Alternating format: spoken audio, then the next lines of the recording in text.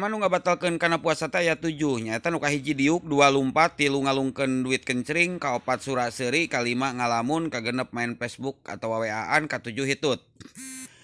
Anu kahiji teh diuk anu kumaha diuk di warung Padang tuluy mesen rendang belewek dihuapkeun eta nu matak ngabatalkeun kana puasa. Tapi lamun diuk dengan ukur ngobrol tuluy pesen teh manis eta oge sarua batal puasana. Muka dua lumpat tarik pisan ngajugjug warteg tuluy pesen teh botol langsung disuruput eta matak ngabatalkeun puasa komo bari tuluy pesen mirbus mah pasti atuh. Nu katilu ngalungkeun duit kencring bar bisa ngabatalkeun puasa lamun pas dialungkeun ditewak ku tukang cendol tuluy ditukerkeun kana ku es cendol sagelas terus diuyup wah tuh pedo. Sura seuri nu kaopat teh. Sura seuri ge mata ngabatalkeun puasa lamun sura seurina sanggeus nginum Coca-Cola tuluy ngaleguk Sprite atawa Fanta. Nu kagenep ngalamun. Nu kalima lain Ngalamun bisa kagenep. ngabatalkeun puasa lamun ngalamunna dibarengan ku ngebul haseup rokok tina baham atuh heueuh. Kagenep main Facebook atawa WA-an, main Facebook atawa WA-an oge mata ngabatalkeun puasa lamun gigireun aya cikopi jeung goreng pisang haneut keneh ditambah sabungkus rokok tuluy diopi. Aduh.